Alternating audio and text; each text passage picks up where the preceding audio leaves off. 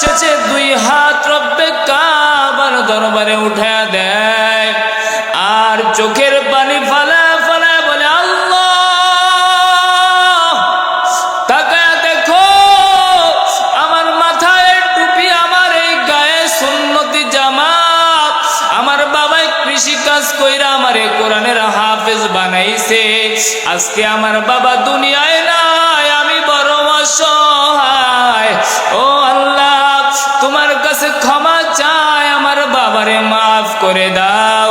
ও আল্লাহ, তোমার কাছে মাফ চাই, আমার মায়ের কবরটা জান্নাতের বাগান বানায় দাও।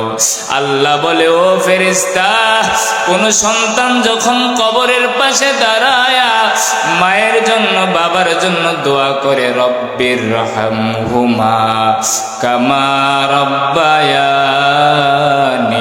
সগীরা, আবার বলেন না, রব্বির হামহুমা কামা রব্বায়ানি সগীরা। ও আল্লাহর বান্দা, এই দোয়া করতে দেরি আমার আল্লাহ ডাক দিয়া, গো ফেরেশতা, ওই দেখ সন্তান মা বাবার কবরের পাশে দাঁড়ায়া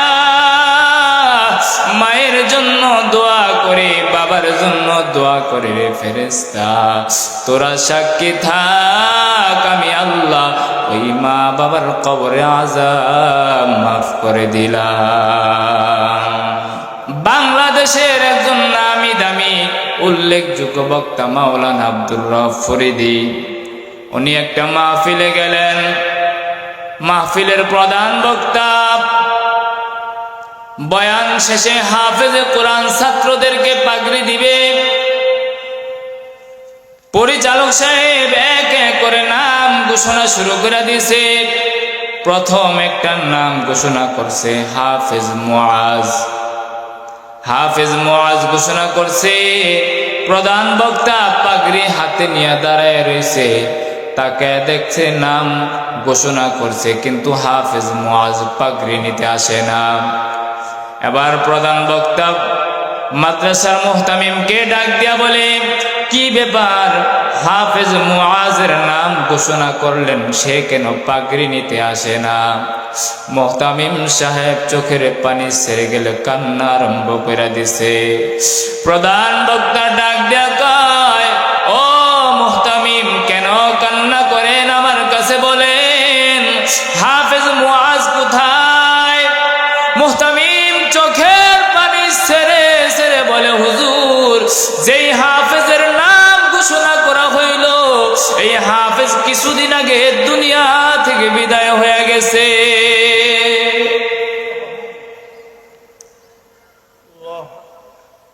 এবার প্রধান বক্তা ডেকে বলে, হাফেজ মুআজ দুনিয়া থেকে বিদায় হয়ে গেল, তারপরেও কেন তার নামটা স্টেজে ঘোষণা করা হলো? তার পাগড়ি কে গ্রহণ করবে? এবার মুহতামিম ডাক দেয়া কয়, হুজুর, হাফেজ মুআজের মা পর্দার ওই পাশে দাঁড়ায় আছে। মৃত সন্তানের পাগড়ি গ্রহণ করার জন্য মা অসহায়ের মতো দাঁড়ায় গেছে। এবার প্রধান বক্তাও কান্দে, মুহতামিম কান্দে, শ্রোতারাও কান্দে। হায় কি কান্নার খেলা! এবার প্রধান বক্তা ডেকে ডেকে বলে, কি ব্যাপার, কি ব্যাপার, হাফেজ মুআজের মা কেন পর্দার ওপারে সন্তানের পাগড়ি গ্রহণ করার জন্য দাঁড়ায় আছে? মুহতামিম ডাক দেয়া কয়, হুজুর, আমার এই মাদ্রাসার মধ্যে এক নাম্বার ছাত্র ছিল হাফেজ মুআজ। কোনোদিন বাড়িতে গিয়া টিভি দেখে নাই, কোনোদিন বাসায় গিয়া মোবাইল হাতে নেয় নাই। একদিন মাহফিলের ডেট হইল, হাফেজ মুআজের মা নিজে তো মোবাইল নাই, এই জন্য মুহতামিমের বরাবর চিঠি লিখছে, ও মাদ্রাসার মুহতামিম, আমার আপনার মাদ্রাসায় আমার সন্তান কোরআনের হাফেজ হইছে, আমি মা আমার মুআজের ব্যাপারে সাক্ষ্য সাক্ষ্য দিতেছি আমার মুআজ কোনোদিন বাড়িতে আইসা বাসায় আসা টিভির সামনে বসে নাই, আমার মুআজ কোনোদিন হাতের মধ্যে মোবাইল হাতে নেয় নাই, আমার মুআজ ছোট্ট মুআজ কোনোদিন নামাজ কাজা করে নাই। ও হাফেজ সাহেব, ও মুহতামিম সাহেব, আমি আপনার কাছে দাবি জানাই আমার এই সন্তান কোরআনের হাফেজ, এবার তো মাহফিল হবে, আমার সন্তানের নামে একটা পাগড়ি দিতে হবে। মুহতামিম ডাক দিয়া কয়, ও মা, আপনার সন্তান নাই, আপনি পাগড়ি দিয়া কি করবেন? হাফেজ মুআজের মা যেই উত্তরটা দিল, এই উত্তর শুনে সবার চোখে পানি। হাফেজ মুআজের মা ডাক দেয়া বলে, ও মাদ্রাসার মুহতামিম, আমার সন্তানের নামে যেই পাগড়ি দেওয়া হবে, এই পাগড়ি আমি ঘরের স্মৃতি হিসাবে রেখে দিব। যখনই আমার মুআজকে আমার দেখতে মনে চায়, আমি এই পাগড়ির দিকে তাকায়া থাকবো। আর আমার যারা আত্মীয় স্বজন, এদেরকে ওসিয়ত কইরা যাব, আমাকে যখনই মারা যাব, আমার কাফনের কাপড় হিসাবে যেন আমার সন্তানের পাগড়িটুকু দেওয়া হয়। চিন্তা করেন, মার আর কোনো আশা নাই, মায়ের কোনো আর ইচ্ছা নাই, মা চায় সন্তানের মাথার পাগড়িটুকু মায়ের কাফনের কাপড় হিসাবে চলে যাক। বলেন সুবহানাল্লাহ। যেই মা কোরআনের হাফেজের পাগড়ি, যেই মা কোরআনের হাফেজের পাগড়ি কাফনের কাপড় হিসাবে চায়, ওই মায়ের কপাল কত ভালো। ও লুধুয়াবাসী শোনো, ও পর্দার আড়ালের মা, আজকে সন্তানের হাতে মোবাইল দিয়া সন্তান নষ্ট কইরা দিছ, সন্তানকে টিভি দেখাইতে দেখাইতে সন্তান নষ্ট কইরা দিছ। সন্তান তোমার কথা শুনে না, সন্তান শাসন মানতে চায় না। ওগো মা, এখনো সময় আছে। সন্তানকে যদি মানুষের মতো মানুষ বানাইতে চাও, সন্তানকে যদি আদর্শ নাগরিক বানাইতে চাও, সন্তানকে যদি একজন আল্লাহওয়ালা দিনদার বানাইতে চাও, তাইলে এখনো সময় আছে। একজন কোরআনের হাফেজ বানাও, একজন কোরআনের আলেম বানাও।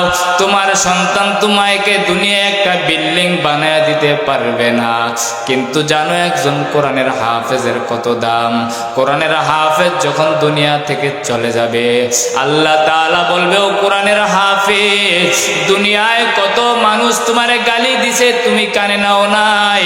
দুনিয়ায় তোমারে কত মানুষ এতিম বলছে, তুমি কানে নাও নাই। দুনিয়ায় কত মানুষ তোমারে অপমান করছে, তুমি তাও কানে নাও নাই। ওরে কোরআনের হাফেজ, আজকে তোর এত সম্মান, এত দাম। এক একটা কোরআনের আয়াত পড়ো আর উপরের দিকে উঠতে থাকো। তোমার সূরা ফাতিহা থেকে মিনাল জিন্নাতি ওয়ান নাস যেখানে শেষ হবে, আজকে তোমাকে এত বিশাল বাড়ি আমার আল্লাহ দান করবে। আমার আর আপনার নবী মেরাজে যখন গেলেন, গিয়া দেখেন জান্নাতি একটা কক্ষের মধ্যে দামি দামি মিম্বর বানানো আছে। আল্লাহর নবী জিবরাইল আলাইহিস সালামকে ডাক দেয়া কয়, ভাই জিবরাইল, এত সুন্দর সুন্দর মিম্বর কাদের জন্য বানানো? এত দামি দামি মিম্বর কাদের জন্য বানানো? জিবরাইল ডাক দেয়া বলে, ইয়া রাসূলুল্লাহ, এগুলো আপনার উম্মতের জন্য বানানো। আল্লাহর নবী ডাক দেয়া কয়, ভাই জিবরাইল, এগুলো আমার কোন উম্মতের জন্য বানানো? আল্লাহর নবী এবার যখন জিবরাইল ডাক দেয়া বলে, ইয়া রাসূলুল্লাহ, এগুলো হইল যারা দুনিয়ায় কোরআনের হাফেজ হইছে, যারা দুনিয়ায় কোরআনের হাফেজ, যারা দুনিয়ায় কোরআনের আলেম, তাদের জন্য আমার আল্লাহ এত সুন্দর মিম্বরের ব্যবস্থা করে দিছে। তাদের জন্য আমার আল্লাহ এত সুন্দর মিম্বরের ব্যবস্থা করে দিছে। এই জন্য এই কোরআনের দাম আছে না নাই? চিল্লায় বলেন, কোরআনের দাম আছে না নাই? এই কোরআনের সম্মান দিছে কে? একদল 16 বছর 18 বছর চেয়েছিল এই কোরআনকে বাংলাদেশ থেকে নিঃশেষ করে দিবে। যারা এই কোরআনের কথা বলছে তাদের কি জেলে ঢুকায়া দিছে, যারা এই কোরআনের কথা বলছে তাদের কণ্ঠকে স্তব্ধ করে চেষ্টা করা হয়েছে, কিন্তু আজ দেখেন যারা 18 বছর মুসলমানের কণ্ঠনালীকে চেপে ধরে কোরআনের আওয়াজকে বন্ধ করতে চাইছিল, আজকে তারা পালায়া দাদার দেশে চলে গেছে। কিন্তু কোরআন বাংলার জমিনে আছে না নাই? উলামায়ে কেরাম বাংলার জমিনে আছে না নাই? আজকে উলামায়ে কেরাম বুক ফুলিয়ে কথা বলছে, কোরআনের মাহফিলে কোরআনের দাওয়াত দিচ্ছে। সুতরাং কোরআনের সাথে যারাই ষড়যন্ত্র করবে, কোরআনকে যারা শেষ করতে চাবে, আল্লাহ তাদের জন্য ফেরাউনের মতো, নমরুদের মতো ধ্বংস অনিবার্য করে রেখেছে। কথা বলেন ঠিক না বেঠিক? সংক্ষিপ্ত সময়ে আল্লাহ তাআলা যে কথাটুকু বললাম এর উপর আমাদের সকলকে আমল করার তৌফিক দান করেন। আখিরি দাওয়ানা আনিল হামদুলিল্লাহি রাব্বিল আলামিন।